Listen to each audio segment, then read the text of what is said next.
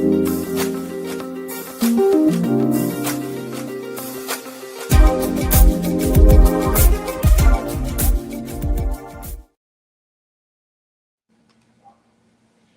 Wednesday, winners. It is our favorite day of the week, and you are now tuned in to another weekly episode of Talk It Out, the Ladies in Motion podcast, where we shine light on women that's winning in the local community. I'm your host, Madam Walker, and I am super excited to shine light on today's winning lady because she is a serial entrepreneur. She's super bossed up, y'all. She wears many different hats, but before I introduce to you formally who she is, I need everyone tuned in to share today's episode. Our share goal is 50, and we want to make sure that this episode gets in the hands of 50 strangers. Okay, so share this video with more women that's winning or men that's winning that you may know. Someone that you know may need a boost of encouragement or some empowerment to let them know if they've taken the first step, they can continue to march forth in their journey, whatever their journey is. Okay, so share this video. I have to give a huge shout out to number one, my cousin Marnisha Walker. She's not the shout out for the day, but I have to shout her out because she was the only one to win a prize from sharing our episode. She got 50 shares.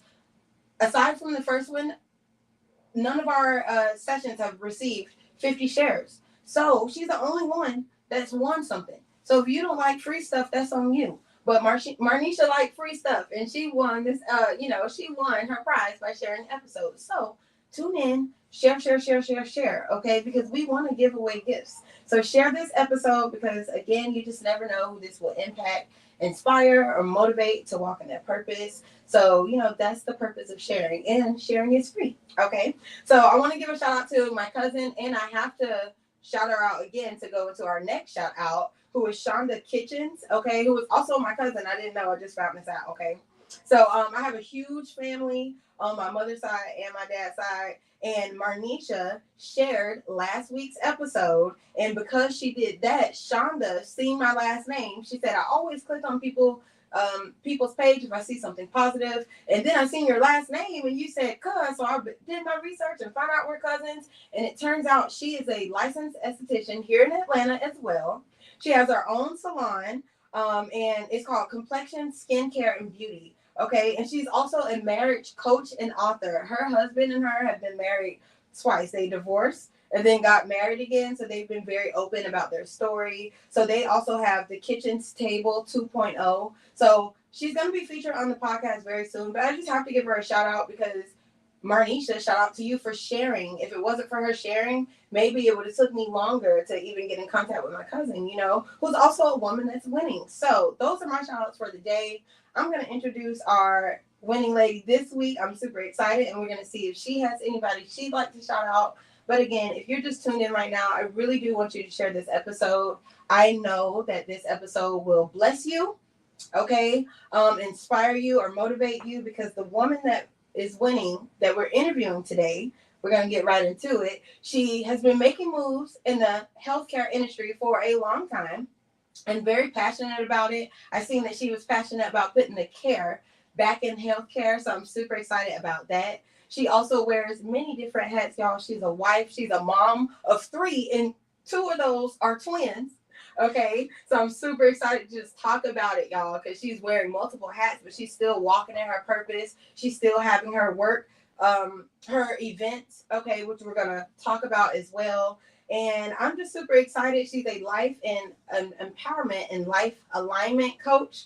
Okay, it's a mouthful to say, but I'm just super excited. I want to, when I'm excited, I just ramble. I find myself rambling. So I want to keep rambling, y'all. I'm going to introduce her. Her name is Hazel Brown. Y'all put some respect on her name and welcome her to the show. Hazel, welcome and thank you. Thank you so much for having me, Madam Walker. I'm excited to be here and all the things we're going to talk about, all the lives we're going to impact. I'm just so here for it. Thank you so much. I've heard so many great things about you. Millicent, one time for Millicent, who introduced us, Millicent was a speaker at one of your events, well, a panelist at one of your events, and she was like, you would love Hazel. She's such a boss. Like, she just kept saying so many great things about you. And then I did my own research, and I seen it for myself. So I'm super excited to just spotlight you, shine light on you and the great things that you're doing, and hopefully put you and connect with some potential consumers, right? People who could elevate and grow from the things that you're doing. So, do you have anybody you'd like to shout out before we get started? Any business partners, family members, anybody? Yeah, definitely shout out to all of you for tuning in to the episode. I feel like just being in a space to where you recognize the importance of taking the time for personal development and making sure that you're listening to other like-minded people, whether you're getting in the rooms or you're just using this time on your ride home from work or to work. I feel like you got to give kudos to yourself because so many times in the past we were at a space where we're just busy with noise and we're not focused on where we're trying to go. So shout out to all the listeners. Seriously, I love that. Thank you so much. And without the listeners, this would not be possible. I remember doing my first ever Talk It Out session and being so nervous anyways to do it. Just maybe people wouldn't understand or be like, what is this girl doing? And it wasn't this fancy. It was literally over a Facebook Live session. And I just brought somebody in and they were 2 45-minute segments, but people were tuned into that, and that's kind of what even gave me the courage. Like, you know what? People want to hear what you and your guests have to say. People are looking for this encouragement and this empowerment. So, shout out to the listeners, y'all. It is much appreciated. Make sure you share this episode because I know that today is going to impact someone, like she said. So, you ready to get started? I'm ready. All right. So, I'm super excited. Our guest today, y'all, was born in Jamaica. She was raised in Miami, so she's a Florida girl like me.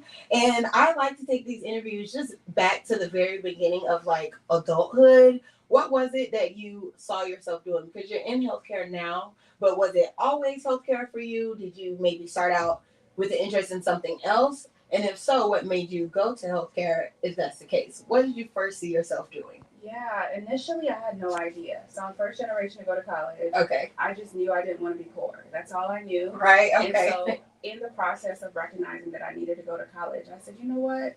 Let me go ahead and get a stepping stone career because I know myself. I don't want to start from scratch even though I don't know what I want to do. Mm-hmm. So I decided to go to school. I did a bachelor's degree in ultrasound and biology. And I said to myself, I know I don't want to be a nurse because I am not a trend follower. I'm a trendsetter. Period. So I'm not going to school to be a nurse and do everything that everyone in my family has done. I want to do something for myself and make sure I'm living in my purpose. Okay. So that was the start for me in terms of making the decision that healthcare felt like it made sense, but I knew that I didn't want to be at the bedside, not because I don't value what nurses do, but because I've seen the response from the public in terms of the lack of respect. And I'm a Leo and I demand respect. Okay, so, girl. I'm a Leo too. Oh, nice. Love it. I'm like, so that's not going to work for my personality. So I'm not even going to set myself up to fail. So you have nurses in your family, like people in your family that were already in healthcare as well? They were, had LPNs and different people that worked in the healthcare field, from home health aides and things of that nature. And I feel like it's not when we're going to be a patient. It's going to happen one day. And even in those situations, people are disrespectful. And they don't necessarily treat you the way you should be treated, both from the perspective of the physicians and the faculty that you're working with and the public. And for either or, I couldn't do it. And I love that you said that. So I did a lot of research to get ready for this. And I was on one of your YouTube videos and you did say it's not if we're ever going to be a patient, it's when, because we all will end up in one way or some case of another, like in a hospital or needing healthcare, you know what I mean? So I love people like you who are actually passionate, like you said, putting that care in healthcare because we're all going to need it, you know what I mean? So shout out to your family. Did you, so you had your family pushing you. Did they ever push you to be a nurse even though you were not going in that field? You know, you wanted to go into the admin. Was it, let me slow my roll. Did you want to go into the admin? Like what? You knew you didn't want to do bedside, but what was your vision for yourself, shall I ask, getting into the healthcare industry? Because a lot of people, I don't think they realize that they even have options outside of bedside or, you know, direct care. So yeah, to your point, in terms of like figuring out what my options were, since I didn't know what I wanted to be, I started researching like what jobs are in healthcare that align with my skills, align with my values, align with the impact that I want to make, align with the paychecks that I want to receive. Right. And then I decided to go, okay, I'll do ultrasound. That sounds right. I'll get a bachelor's degree in it as opposed to going for the associate's degree route so that I don't have to start from an associate's degree level as I'm trying to work my way up. Okay. And then I'll also make sure that I'm looking at those skills and how I can be able to improve. To your end, like once I started working as an ultrasound tech, I started noticing that I was doing things operationally to where we were seeing patients were up to 90 a day and we're going to different cities every day. This is when I lived in Raleigh, North Carolina. And in that time, I started trying to change the way of sequence, saying that, okay, they shouldn't start with their cardiology ultrasound. They should start over there with peripheral arterial disease screening. Then they should move over to the abdominal screening. Then they should come to me. And then this time we should swap out because we get the people out faster. Okay. They're more happy and we get home at a decent time. So I started noticing my natural skills. Okay. Or when I rewind to a kid, I've always been trying to organize things and make things happen. So in that experience, I started to see more like, you're not thinking like a clinical person. You think more on the logistics and operational side. So I kind of put it in my back pocket. And it wasn't until I got tired of the position and profession that I was like, okay, you got to go back to school for something different. Yeah. And so I love that you said that because that was our word of the week is pivot, you know, and that was not one of your first pivots, but that was a prime example of pivoting. And by definition, I've seen that pivot means to adapt or improve by adjusting or modifying something. So like you said, you noticed that you were naturally thinking one way and decided to make that pivot, but it was adjusting, you know, improving yourself in the long run, I guess you could say, with that pivot. So it matches the definition. Yeah. So I love that. And I want to ask you about school and education, okay? Because you live, you know, you're here in Atlanta. We talked about before you got to Atlanta that you were in Vegas. You just mentioned North Carolina. You said you lived in Florida for a little bit. So I would just like to talk about your education, okay? What was it like even just getting ready? We're going back a little bit. You told me you went to FAMU for a little bit. So I want to know your experience. You know, you were raised in Miami, and what was the experience like pivoting, about to go to school in Tallahassee to FAMU, which you ended up sharing that you went back to Miami or South Florida and going to Baylor University. But I would just like to hear your experience on, you know, about to go into adulthood, moving away, but coming back home, finishing your education before we talk about continuing your education. Yeah, absolutely. So I went to college, I think like 7 to 9 days after graduating high school. Okay. So I started over the summer. So I graduated and boom, I'm at FAMU. Sorry, FSU. Right? But I'm up there at FAMU. I told you I was the first one to go to college in my family. I had no idea what I was doing. I didn't have anyone to direct me, to tell me to do this, ask these questions. So in the semester that I was going away to college, it was 2003. I'm going away to college, and it just so happens that they were losing part of their accreditation for like the pharmacy program. Okay. So I knew enough that accreditation was important because these degrees ain't gonna matter if there's no accreditation. And I'm also getting grants and all different sorts of help. And I'm going to the financial aid office asking questions. How do I do this? Where do I go for this? And I was constantly being redirected. So for me, that was a sign that this is not the space for me. Because if you don't naturally know what to ask and what to look out for, you can't be in an environment to where everywhere you go and you're writing notes and you go to a different space, you're being told to go somewhere else. And I go somewhere else and I have my notes in my hand saying, hey, such and such told me to come over here and you would help me with this. And that person's like, yeah, no, I'm not that person. Yeah. And I'm like, yeah, this is too confusing. I have a home down in Miami. I'm not staying here for this. And in the meantime, I'm just naturally not a club person. I don't know how to dance despite the fact that I'm from Jamaica. And so I couldn't have my car, and I was used to having my car. I didn't necessarily know what I wanted to be. At that time, I didn't even know I was going to do ultrasound. I had no idea. So you literally had no idea when you went? I just knew I needed to be in college. Okay. So for me, it was like, this is not going to work. Like, none of it aligns with who I am. I am not into anything that's going on. I don't like the redirections. You know what? I'm going to go back home. And I'm going to work on my associate's degree first. Forget working on my bachelor's degree directly. So I actually went back home and went to Miami-Dade College. Okay. Forgot about that part. Got my associate's degree. And then after I got my associate's degree, that's when I started doing the research and realizing that ultrasound was a possibility. Okay. I was really good in chemistry. I was good in the sciences, so it just made sense naturally. And so that's kind of how I decided on my pivots. I think for me, I'm very big on following the Holy Spirit. Anytime that I feel like something does not align, I don't listen to outside noise. I listen to what I feel because it's my life to live. So in those moments when I felt like it wasn't aligned, I'm like, okay, this is not working. And I don't force things to work.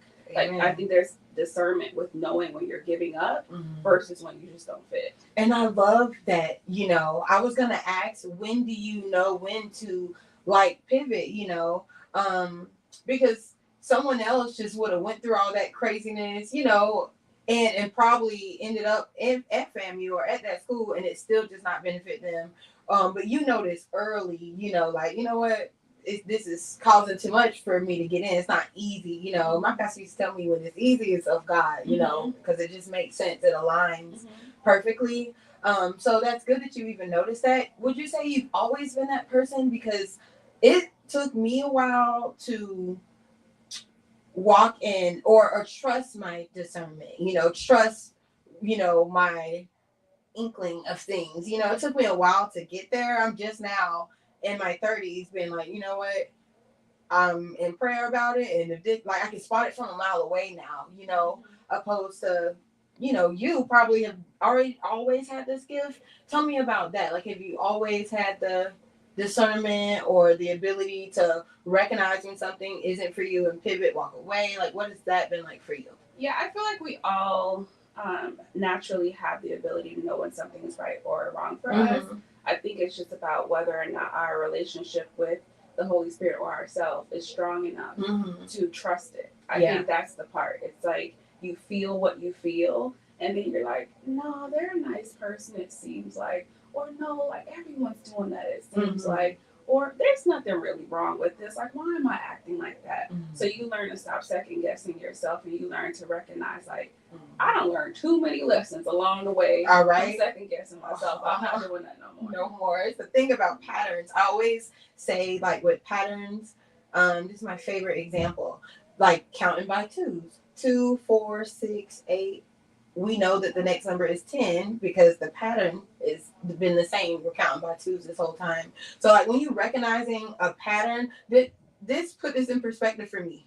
And this helped me. So I'm sharing it, okay? But when you recognize a pattern, you already know what the outcome is because you know what the pattern is. So I know that after 8 was 10 because the pattern is counting by twos, you know? But I'm in a different area in life now where I'm just trusting obedience because I already know what not being obedient gets me, or I already know what this pattern gets me, you know. So now I'm just trusting this route, you know, for a different outcome. You get what I'm saying? I'm big on I'm not gonna fail no tests. I'm sorry. Okay, I'm not gonna fail no test. And that's just, you know, where I'm at as I'm getting older, you know. I'm big on I'm not gonna fail no test, man. I can't do it. So I love that you said that. You did home healthcare aid for 7 years before going into admin. Tell me about your transition into admin. You know, or just your bachelor's, because we already talked about it. So you said you realized that you need to go back to school. So tell me about that. That's what I'd like to talk about. You making the decision to go back to school. What happened when you was making that decision? Just let's talk about that. Yeah, so I did home health aid. Probably not as long. I did it when I was in high school. So my mom was a home health aide. Okay. And so when I was looking for a job, I just decided to get my certification in it so that I can be able to like back her up if she needs to go do something in the evenings. And then as I was working on my associate's degree, I was backing her up in the meantime too while I was doing that. And so when I think about like pivots that I had to make out of ultrasound, it really was working in an environment to where it felt like I had worked so hard to get these degrees, but I wasn't respected. Again, when I think about my values, respect is very much at the forefront of it. I was working in North Carolina and I was working for a company that did not value me as a person as it relates to my color. To be completely transparent about the incident, a patient came in and said that they don't want an N-word doing their ultrasound tests. And my manager said, okay, I'll do it. Oh. And I said, wait a minute. I got a bachelor's degree. You were cross-trained. You barely know what you're doing. And this is what the company's going to allow. So I called corporate. I told them, not on my dime. This is unacceptable. This is not okay. They said he should not have done it, but they were pretty much fine with it. So in that instant, that let me know that I was not in a space that respected me. And it also let me know that it didn't matter how hard you worked. At the end of the day, you are still shown in the light of your complexion. Wow. And so creating my own table, creating my own rooms, helping other people realize that if you think you're making decisions simply to be looked at with respect, it's not going to happen no matter how many degrees you get, no matter how many titles you get. So you have to learn to accept who you are as a person and start to make sure that everything you're doing aligns with what you want your life to look like, not from a place of external validation. Right. That's insane, that people can be, needing something and still adapt that ignorance, from this. Oh. It was mind blowing to me. I was like, I was very much younger, and so I was definitely ignorant, Hazel. I remember just kind of sitting on the table out there, swinging my legs, like, he gonna miss everything. Like, you got the nerve to be having him do your test. Yeah. Knowing, she doesn't know he's cross-trained, but I was baffled. I was insane. Like, what is going on? What time of year is this? This was probably like in 2009. I'm like, what world do we live in right now?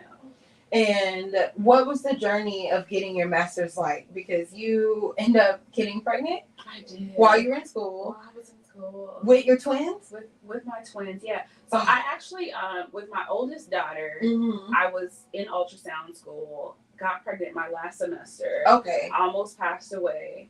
It was horrible. It was like the worst pregnancy you could imagine. Ended up having to move back home, despite it's my last semester, because I couldn't hold out anything. I almost lost my life. Once I moved back up there to finish my semester, I said, okay, no, I'm going back. I gotta calm down a little bit. Y'all let me come back. Let me come back. This was like the dietetic portion of the program. So it's like an internship is where I was. Okay. So that's how they were able to let me come back. So I went back. Went to the hospital because my placenta tore apart. I was losing blood. She almost died. I almost died. A whole thing. Insane. Yeah, and so I didn't realize how terrible my pregnancy was with my first daughter. But in my second pregnancy, I ended up going through the same thing with the twins. And so at the time, in my pivot, I decided that I was going to your point of our conversation earlier, I had to research best careers that make the most money that they don't have to listen to the patients. Listen, I done learned they ain't got nothing nice to say to me. I don't even want to hear them now. Which is crazy because you're taking care of them. Listen, I'm like, I don't even want to hear them now. So I decided I was going to be an anesthesiologist assistant because I'm like, they pay $6 figures. I could just help them go to sleep. I'm still a part of healthcare, all the things. Because the pregnancy was so bad with the twins, I'm like, oh my God, I had to like really advocate for myself. I had to really like share with them, like, this is what's happening. This happened to me before. Like, please listen to me, kind of thing. Almost passed away again. Wow. My daughter, the twin girl, she was really doing bad. And so in those experiences, I'm like, no, you need to put the care back in healthcare. You don't need to put people to sleep. Yeah. And so that to me, I always look at everything that happens to me in my life as what is God trying to teach me? Right. Because he's too intentional. So this is not just happening to me by happen chance. It's happening because I need to look at it and learn from it. Right. So I decided to pursue a double master's in public health and health service administration because in that moment it was like, okay, you're going to bring the care back to healthcare. So I then started to work in jobs to where I was like hiring people, bringing people on, training them on how to really treat patients, why it's important to be empathetic and to treat patients the right way, like shadowing doctors and teaching them how to have bedside manners and really like improving the way that things are within the healthcare system. So that's great because you would think, if you're in this field that no one has to teach you how to treat a patient. Where do you think, why do you think that is? Why do you think people would get in the healthcare field and is that part maybe not taught in school, like the empathy part? I'm just so confused on how people can get in this field. I feel like you have to have that naturally, and you know. Yeah, I feel like empathy is definitely not something that's taught in schools, but outside of that, I feel like those same people are doing the same research that I researched. Like, what jobs pay XYZ? What jobs have good job security? Oh, healthcare. Let me go over me Right. go and work in healthcare. Or, even being a teacher, what jobs get the summers off? What jobs, whatever. Right. But they're not thinking about how you actually impact people's lives in their hardest moments. So they're not thinking as forward thinking about the fact that, wow, like, you're going to really have people's lives in your hand. They're going to be so vulnerable during these times because they're sick and they don't know what's going to happen in terms of their future. And once they're in the room, they don't realize the impact they have on the life of that person spiritually and emotionally. And so I think that those things are not taught, and if that person's not naturally not deep, or they have not been a patient themselves, they don't even know how to fathom what someone's going through in that moment. I wanted to speak a little bit about, let's see, we have so much to talk about here. I always say, like, when our purpose, we always had little nuggets along the way, that, was really just, God showing us, like, hey, you're going to be in this eventually down the line, And with you, I just feel like you are a life alignment coach, and you've mentioned it so much, and you say you don't do anything if it doesn't align, and you took your natural skills maybe that you already had and figure, okay, what can I do with these skills? So I want to talk about like what you do as a coach, redefining the future you. Just tell me how and when maybe that got started and why you felt like that was something that you could do. Like, hey, I'm naturally good at this. Let me put other people on, and show them where they can make the most, like utilize their skills and I guess leverage that, Yeah, no, absolutely. So I think for me, that became apparent that I needed to do that working as an administrator, working in HR roles, and taking on those experiences from those previous roles. I recognized that people didn't have the right interview skills. Like, people were in positions and they didn't know who they wanted to be when they grew up. People were simply looking on Indeed and seeing what popped up, and they were applying, and if they got it, they were like, okay, this is a job for me. Right. And then they went on to those jobs and they're like, oh, I don't like it here. Well, why are you there? And I realized that a lot of people show up to the interview in the way that they think the people want to see them. And I'm big on sharing with people that that's why you're working with people that you don't like working with, because you didn't even show up as yourself. So they hired you on the basis that you were going to be like the person you pretended to be like. Now you're working with those people. And so I felt like those things are impacting people's lives, because now you go to work and you're unhappy. But the reason you're unhappy is because you weren't authentic in who you are. And I feel like it's very important for people to like me for me, not for who I pretend to be. And so I'm very much against the fake it till you make it like culture, from the perspective of you can be who you are. I feel like you got to trust the timing of your life. You may not be where you want to be, but you're where you're supposed to be. There are things you need to learn from that experience. So it's teaching people to look at what tools they currently have or things they have in their hand already, and be able to use those transferable skills to be able to get to where they want to be, and learn not to highlight the things that they don't like. I'll hear people say, I worked at a call center before, or I worked this part of healthcare and I hated this. But why is it all over your resume? Right. Because now they're going to hire you for that. That You're going makes to tell so people much that sense. you don't like doing it. Yeah. But you put it on your resume. Cross that line out. They don't Very need to smart. know you have that experience. And highlight the things that you did that you loved, and look for jobs that have the skills and the things that you love. And then you will create a life for yourself to where you're doing things that you actually enjoy and you consider your gifts.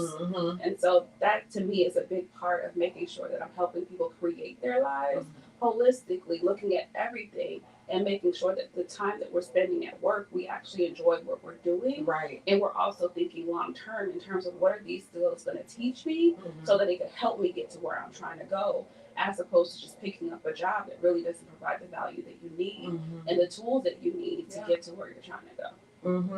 Let's talk about maybe a work-life balance for you, because do you still work in HR or IT? I work in healthcare. Okay, Yeah, so you work healthcare IT, yeah. Okay, I've seen that. So you work in healthcare again, but then you have your career development business, and she has a podcast, y'all, which we're gonna talk a little bit about too. And you're just a wife, you're a mom. So just how are you balancing all of this? I just want to know, how do you balance all of this and stay afloat? Yeah, so I feel like you can do anything, but you can't do everything at the same time. Mm-hmm. So I'm big on whatever it is that I'm working on that. Mm-hmm. And so I've always been that kind of person. When I was in grad school, I was doing a double master's, I was working full time, and I had all three of my kids already. That's crazy. And people were telling me then, like, how are you doing all this? Mm-hmm. And I had a friend at the time where I was planning her wedding shower. And people were like, how are you taking it takes a lot for me to feel busy. Mm-hmm. So I go with the flow of what makes sense for me. There's some other people who maybe feel like just going to college is too much. Mm-hmm. And for me, it's like, yeah, that's not enough for me to feel like I'm doing like what I could be doing. Mm-hmm. And so for me, it's just focusing on what's in front of me. If I'm in a season to where I'm like doing events, then I'm really heavily focused on my events. Mm-hmm. If I see where I could throw in my podcast because it's aligned, then I'm going to go ahead and record my podcast. I'm going to do what I need to do. If coaching is within that season, I'll do that too. If it's not, I can move it over to the side and say, hey, I'm going to kind of pause it, take away the checkout buttons and all the things. Mm-hmm. And then referrals, in terms of people who've worked with me before or referring to me, if they call me, then I'll still work with them. But I'm not just going to have the general public reaching out to me for me to do coaching. And so I think for me, naturally, I could do a lot of things at the same time, but it's also learning when you put things on pause versus when you just continue to go. Like all of them can't go at the same time. But what's important for you in this season and the work that you're trying to do. I love that you said that, because, I just feel like we all, especially us in this entrepreneur space or business space, we're booked and busy. Everybody want to be booked and busy, on go. I seen the thing say, honey, I am invested and rested. And I'm trying to be that. I'm trying to be invested and rested. But, we all adapt that mindset to just be so busy. But I love just hearing you say that you knew when to put stuff down and turn away from this right now, because when I first started doing what I'm doing, I did not know when. And when I moved, and even when I moved to Atlanta, so many people were like, why you moved? Like, I can't believe you left everything that you like built up and go. But honestly, me moving here was just, I wanted to grow personally as just a woman, but it was like a good break. Also, like, I'll get back to that. And then I'll say this, and we'll move on. I actually had someone even tell me, they told my sister, and my sister told me, they said, Mercedes, she was just doing better when she was at home. She was more busy. We seen her a little bit more, because social media, that's what it is. Polk County, unfortunately, is a social media county. So, they didn't really see me doing anything on social media. So they told her, man, your sister done fell off since whatever. But I felt like I had to take that time to just be rested. And I felt like, God gave me this anyway. And whenever I go back to this again, it's going to pick back up, because this is something from God anyways. Right. So I felt okay putting it down at the moment and just, focusing on me. So when you said that, it's like, dang, a lot of us don't even recognize when to take a break from something sometimes, and that can run us crazy. Yeah. So I love that you said that. I just have so many things in my brain that comes to mind, and I want to stay on task, but I want to talk about your children really quick. How old are they? How old is your oldest? My oldest is 17. She'll be 18 in November. Okay. And then my twins will be 13 in July. Wow. So they get to see their mom wear all these different hats, just maybe your 17-year-old. Like, what did she talk about? College? She want to go entrepreneurship? Like, what's her mindset like? Seeing, their mom, who is a woman that's winning, moving in her purpose, but helping others develop in their career. I'm just curious to see from your point of view, I guess, like what your children, what is their future looking like? You know? I think with my oldest, and honestly, all of my kids, they realize that they don't have to be anybody that they're not, and that they don't have to follow societal standards. I think they love being able to see whatever I say I'm going to do, that I do it. And if I decide I no longer want to do it, I no longer do it. So I think for them, it's them being able to recognize that you have a say in how you design your life. And I think that, like, they love Googling me. I love that, period. They're always like Googling me and showing their friends and showing their teachers. And I'm like, y'all are weird. Like, they're proud. I love that. Why are y'all showing everybody this.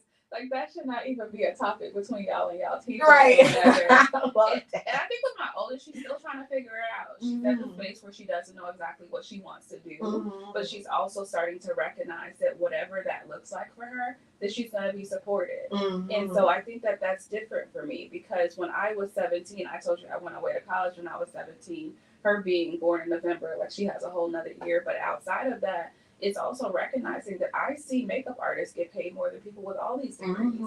I see photographers get paid top dollar, where someone is taking a whole week to work that money and they're in debt when it comes to school. So I don't try to put anything on her in terms of you need a degree or you need to do this. You need to figure out what makes sense for you, and you need to use that gift unapologetically and not think about what anybody has to say. So luckily she doesn't have the pressures of, I need to do this because this is what's going to make my mom feel proud. Like, I'm going to feel proud that you figured out what you were born for and you're going after whatever that is.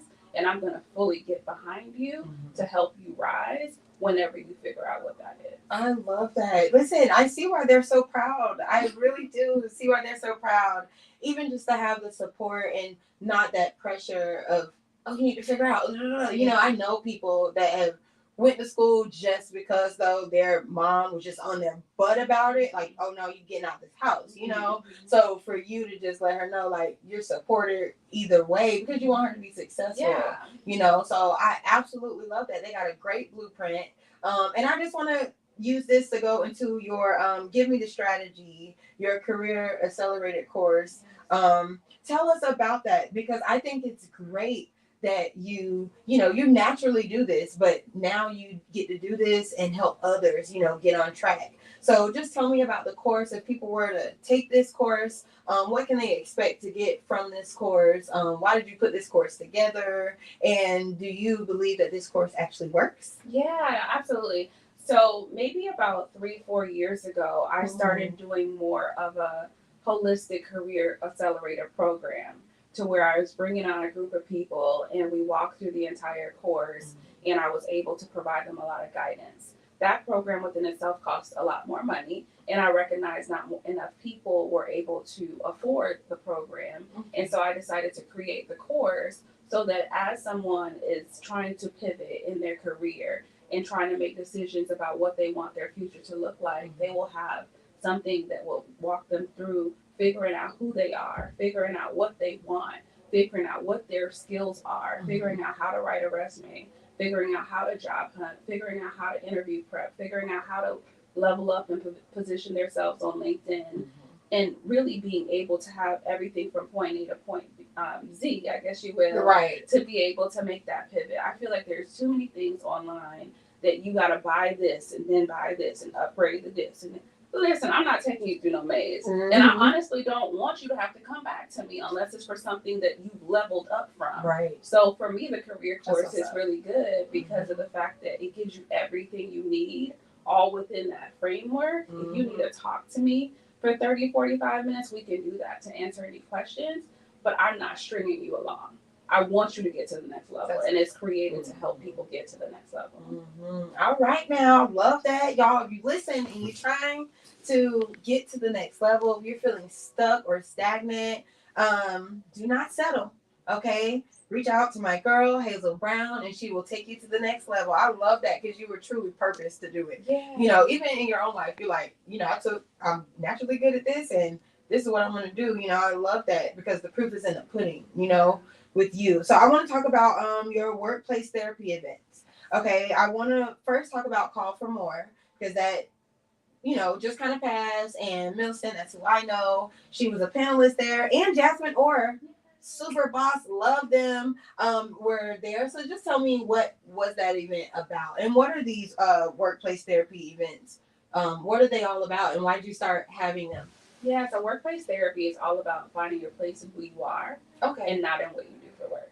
That really came from a lot of people when they come to me as a career coach or as a life alignment coach. They're trying to figure out, how do they get to a place to where they feel worthy? And it's like, you're already worthy. Like, that title, that degree, that's not what makes you worthy.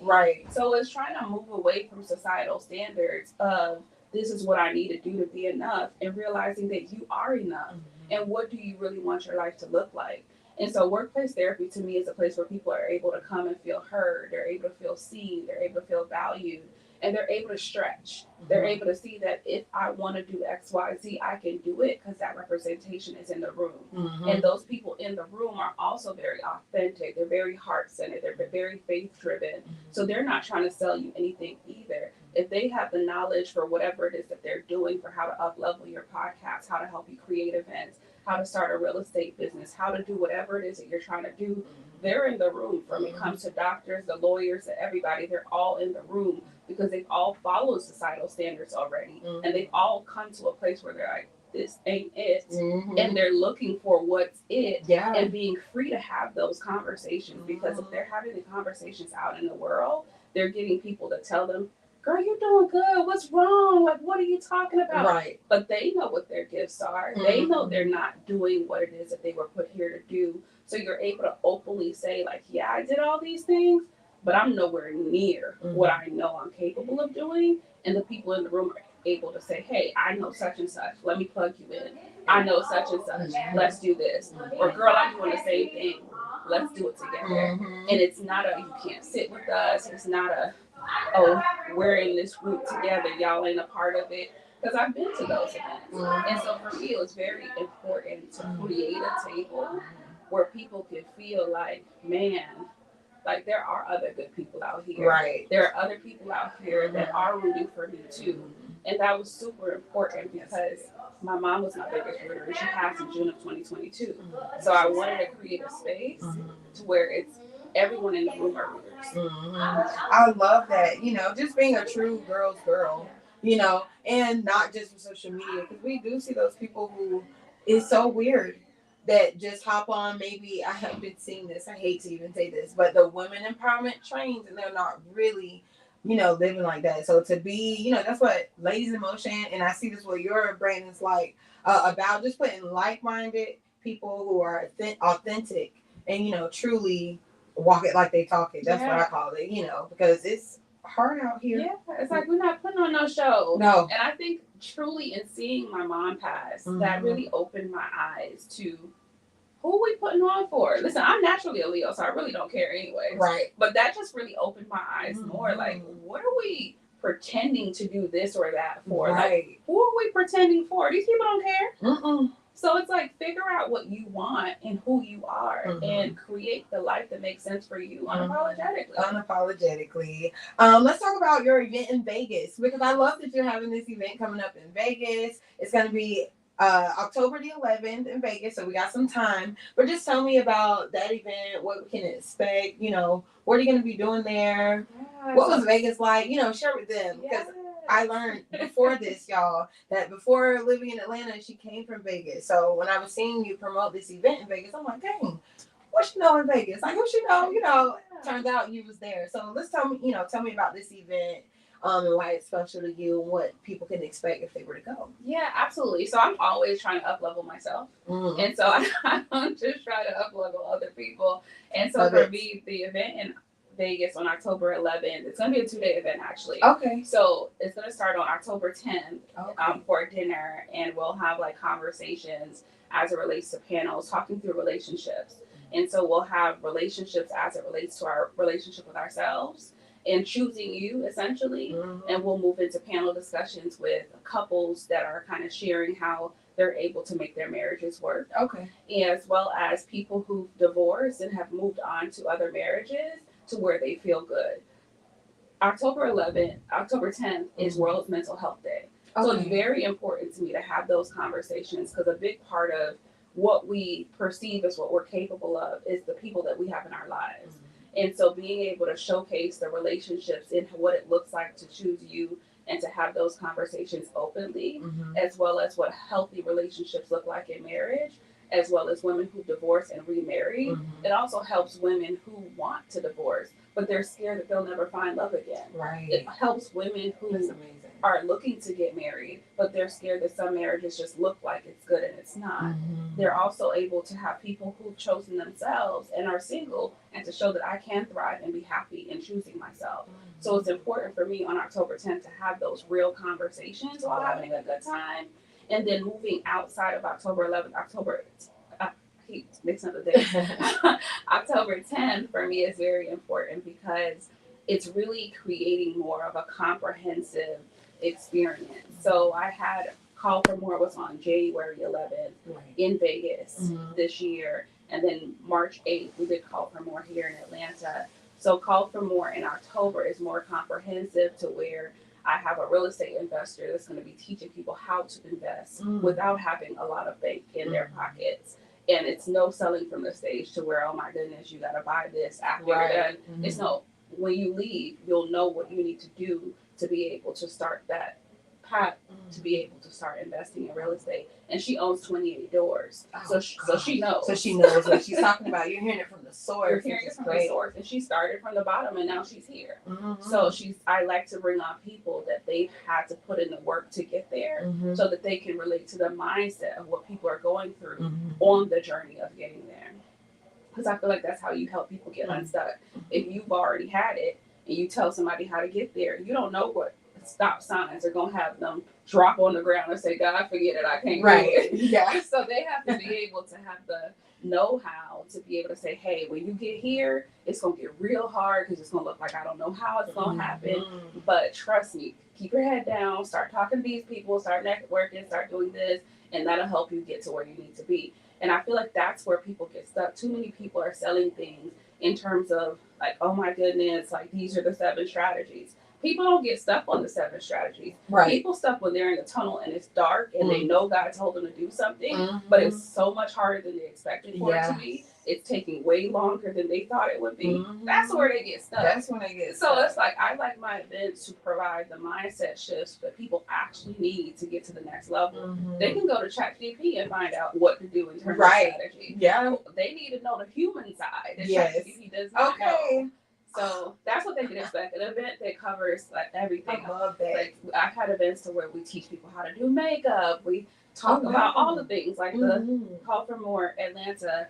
Our panel was Becoming Her, Building More, Worthy of More, and there was one more I can't think of it. But we talk about every component of the journey, and we transparently talk about like the real experiences from those experts to where it's not the people on the stage have made it and the people on the audience seats have not. No, we all in it together. We are all going through the human experience together. So it's not I've arrived, because if you've arrived, you'd be in the ground. So it's like, let's be real. So there's no, oh my God, these are VIP seats. There's this, no, we all the same people trying to accomplish the same things, and we're all in it together. So that's what you could expect from the events. I love that. Y'all, I might need to go to Vegas in October. I'm telling you, put myself in the room. But if you're tuned in right now and you know what she's saying is resonating with you, make yourself be in the room. Like something that I'm just trying to be more intentional about this, not trying, I am being more intentional about this season is putting myself in like certain rooms. So, you know, just to level me up, put me in connection with certain people to where I'm trying to go, you know. So October the 10th and 11th. Vegas, y'all, is going down. You do not want to miss this. The Human Experience podcast.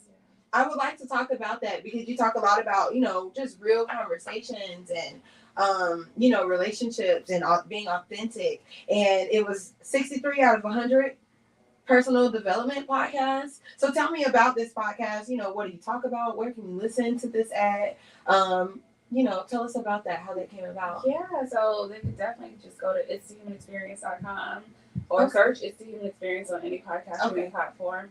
For me, it was important, and that idea birthed before workplace therapy. Oh, wow. And so It's the Human Experience was really coming from a place of, you go on social media, it looks like people have arrived. It looks like people have gotten to where you want to go, and all you see is their pretty pictures, their nice cars, their family pictures, their pajama for the holidays, and it's like, things don't look like that for me.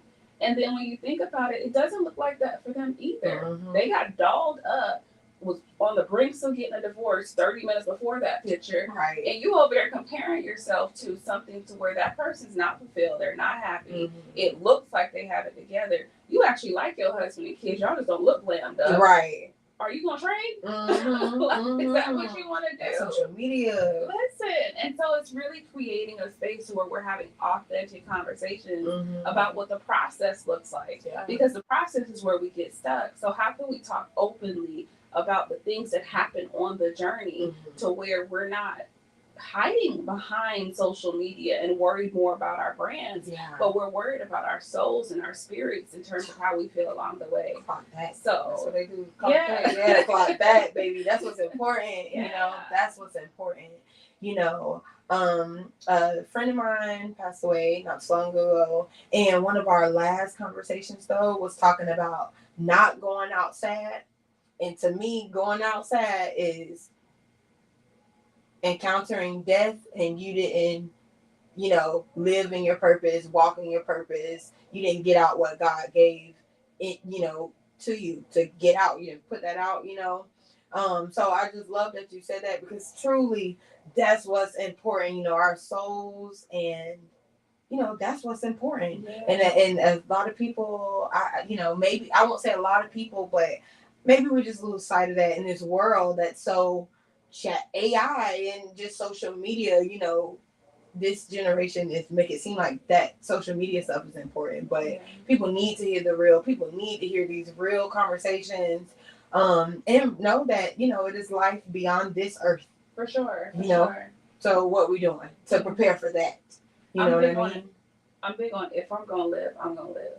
Yeah, I love that. If I'm gonna live, I'm gonna live. We're gonna end the interview there. Okay, where can we stay in contact with you? Follow you on social media, drop your website, Instagram handles, whatever. Go ahead and let people know how they can stay in contact with you. Yeah, so I'm most active on Instagram under Workplace Therapy Experience. You can also find me on LinkedIn. Just search Redefining the Future You or Hazel Atkinson-Brown. My website is redefiningthefutureyou.com. But I think if you're trying to get to know about what's going on and all the things, the easiest way is just to follow me on Instagram and DM me if you have a question. I'm always here for it. Thank you. And y'all, she's doing such great things. If you're interested in ever participating in one of these, is it workplace therapy experience? One of these workplace therapy experiences, please just follow Hazel. She knows what she's talking about. I can just tell, you know, that this is your purpose from visiting your website, listening to your YouTube, you know, some of the videos that I've listened to, speaking with you today, and just hearing your story. You've always been passionate about alignment, you know, and just going to the next level. So if you are in need of her services, y'all, the proof is in the pudding. She walks it like she talks it. And, you know, this, you're hearing it from the horse's mouth. Okay, it works. So any other last minute anything that you'd like to say before we wrap this up? Yeah, I think it's just important to keep betting on yourself and listen to that discernment, listen to that Holy Spirit, and knowing that when it's time to pivot, trust yourself and make that pivot. Like, it may not be easy, but it will be worth it. I always say that nothing that you're doing when you're not following your calling or you're not being obedient is easy anyway. So if it's gonna be hard, make sure it's hard. It's good hard, right? Amen. You dropping gems today. I love this. Thank you so much, y'all. Everyone, please, please, please share today's episode. You do not want to miss this or miss the opportunity to share these gems with the next person, y'all. So we're going to get ready to wrap this up. And I have to say this again, y'all. If we going to live, we got to live, y'all. Okay. So until next week, I'll see you back again on our favorite day of the week. Bye.